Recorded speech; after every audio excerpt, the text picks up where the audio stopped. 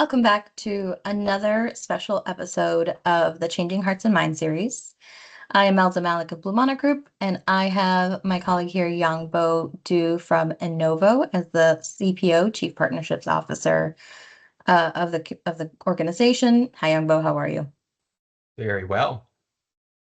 So today we're here to talk about economic development. Specifically, how do we catalyze distinct districts or townships for their unrealized potential? And you and I have a program called the Strategy Lab that really takes INNOVO's program of their navigator to say, here's some technologies that would really make sense to bring into your community. And they're all sustainably driven technologies on an industrial scale. And I have BMG's blueprint program that we've coalesced into Strategy Lab, really kind of saying, well, how do we bring that to light? How do we make that a known initiative or a known characteristic? So if I am a new business, a migrant, or even just a local community member, I know this is what this particular district um, is does well. Um, so let's talk about the uncovering process of how does that work? How do we uncover existing traits within, a specific area? Let's pick a mid-sized town that has traditionally faced some hard times and has potentially lost some population or decreased in population in the last couple of years. Um, what's that process like on the INNOVO Navigator side? It is first looking at what their situation is as far as what would a circular economy look like? What would a decarbonized circular economy look like? And then work backwards from that example. So in these types of communities, let's say, do they already have the skill space that can readily transition to clean manufacturing, for example? How close in proximity do they have existing linkages with certain industries that either could supply or purchase from entities, industries in the area? And for example, is it things like machinery, automotive? Like what industries, what is their existing strength? What do they need for decarbonization? And then how could that be done profitably for all parties involved? So first is setting up what is the situation currently and how can then we leverage the strengths in the current situation to be able to transition into a new decarbonized circular economy situation. Right. So after you've designed the circular economy model for this particular district, then that limits the particular technologies. And usually after that's the model, the economic model is developed, BMG comes into play and say, okay, well, who knows about these particular Yeah. both locally as well as regionally for opportunities to say, are these distinct characteristics known that you're going to continue to actually put more financing into and build these ecosystems that would really make this a place to be for that particular technology. Right. So it's really around, what is the internal perception, what is the external perception of those, and where are opportunities and new narratives that we can generate from that, and what is the elasticity, meaning sometimes there are technologies that already exist, but they're, maybe one step below where the current trends are, or the current um, level of experience is needed. And those jumps are actually very quickly done because of the technologies that you bring. But the population thinks that's such a far step removing process. So a kind of a neuroelasticity test of how quickly can we change perception as we change technology in the process is one of the metrics that we do in our financial assessments to kind of say this is the long-term gain to go through And it's it. really the counter prevailing narratives of stagnation that is going to be key here, of being able to get results on the ground, and especially if they are with really emphasis on the term profitable here, that if you can actually get those types of results on the ground, then you stand a much better chance at overcoming what have otherwise been persistent narratives. Yeah.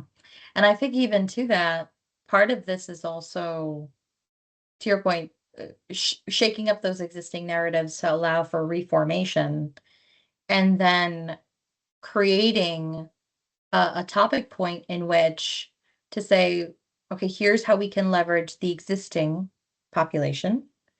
And then here's how we can bolster that from a way that they feel like, wow, there's actually new business opportunity here, so we can incentivize local entrepreneurship, as well as attracting new investment and new businesses to move into the area because of the economic opportunity that goes in. So that's really on that formulation strategy side. And then we go through our due diligence phase afterward, where, on the BMG side, we're doing our perception model, we're doing our research models, we're doing our perception models and experience models to say, here's how that would operate, here's how that economic plan would operate in real life, when humans start to human across the board, while that's being tested from a technical standpoint. But the due diligence phase is really all around, let's make sure all of our T's are crossed, all of our I's are dotted. And that's much more of a collective buy-in within the community as well, because we want to make sure that the community has buy-in, otherwise this isn't going to work in the long-term play. Right. And I think the way that you guys place it as far as profitable clean technologies is one of the incentives that drives that buy-in. So this isn't um, I think most entities that want to bring in sustainable technologies want to do good, but this is do good to also do well, and that's a great way to pull it through. Um, so then let's talk about how we design our implementation plans around, like, what's the timelines, because that's part of the due diligence process of, we think this will take 3 years, 5 years, what have you. Tell me a little bit more about after a strategy lab, and because that's really how we design the implementation is, once the strategy lab is done, this is what we think the implementation would look like. What's that process like? Because I know there's a project finance piece that takes about a year, depending on the size, some of those elements. Yes, and the truth is there are quite a number of dependencies here, since a lot of what INNOVO could contribute to this, it's going to really depend on how readily INNOVO could shift the whole project finance ecosystem by actually putting some wins, proverbial wins on the board, as we can say, that this is actually a viable approach, how we do project preparation around profitable clean technologies. So this would really be a multi-quarter, it could be 2, 3, even up to a 4-quarter process of actually getting these large-scale clean tech undertakings to a level that they're actually bankable, that they would attract multiple project financiers. They already have established agreements for offtake and feedstock if necessary. So we already have the supply chain established in the region. We have all the different parties, including local actors, already in place that they can be able to execute on these undertakings. So much of this would really be in parallel to what could already be done on the ground that would not have to wait for all of these parties to achieve greater state of readiness. But like on the ground, for instance, there can be a lot more activities around like how do we position certain districts around the say in INNOVO's case, those would specifically be industrial districts but could also mean commercial districts as well, activity centers and others. So then how can those be positioned and to reflect, say, sustainability, decarbonization, circular economy, all of those as profitable profit and value drivers here. So then it's really then up to your end to see how perceptions could then be shifted. And Yeah, that would exactly. all be in the interim. That would all be as these other activities are ongoing. It's a multi-stream process.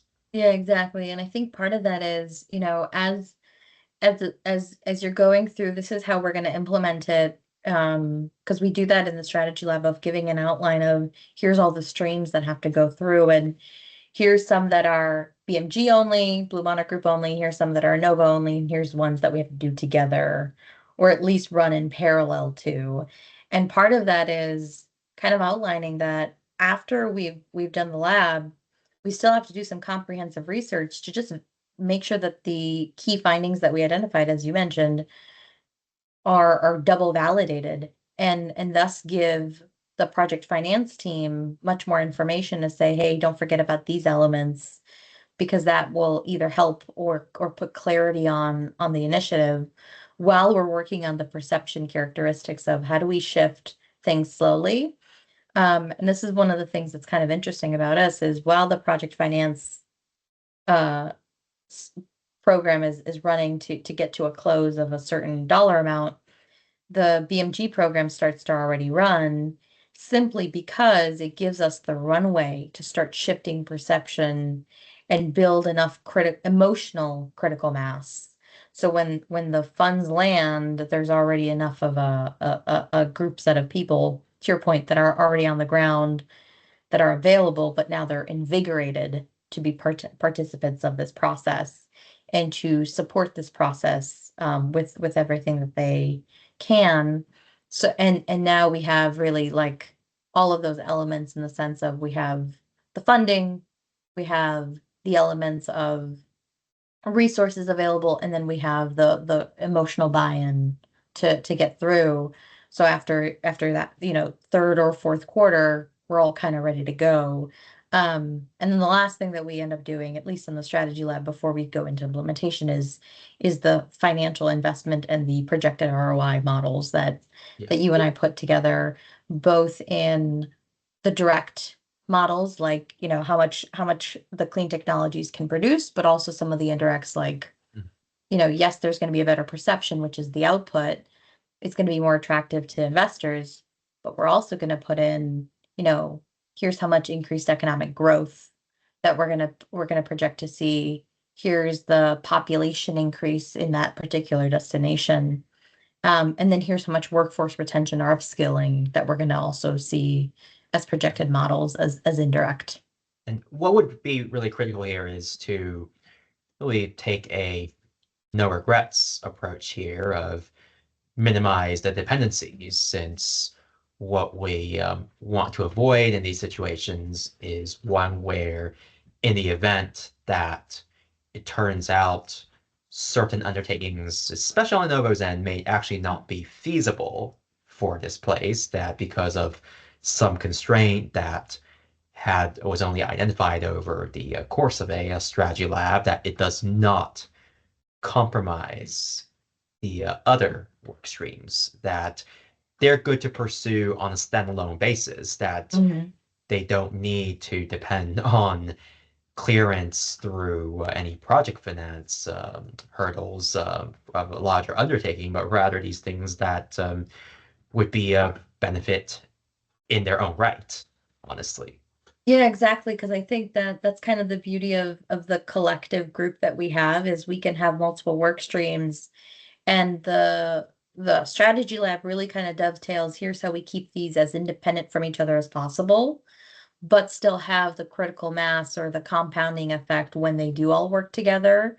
Because we've got the project finance initiative around, launching a new facility in a new location. We have the perception programs.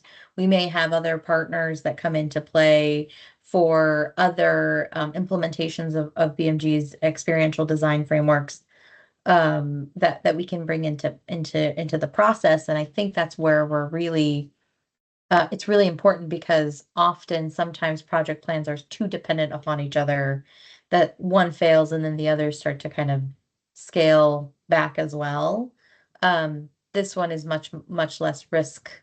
It's much more risk mitigated because of the independent components that we can run on our own.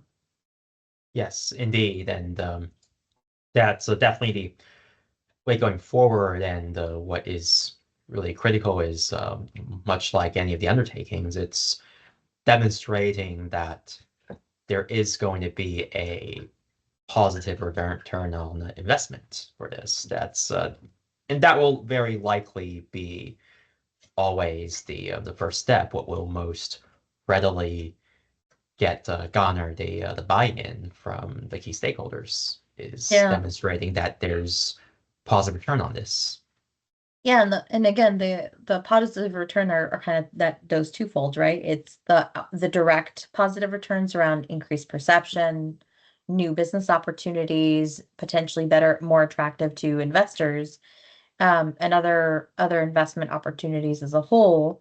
And then the indirect, which is, more population increases on areas of growth, overall economic growth, and then that workforce upskilling and retention, which I know you and I are going to talk about at a different time. Yeah, But yeah, that's where I think that, to your point, the circular economy model, then really all the pieces of the pie start to come together.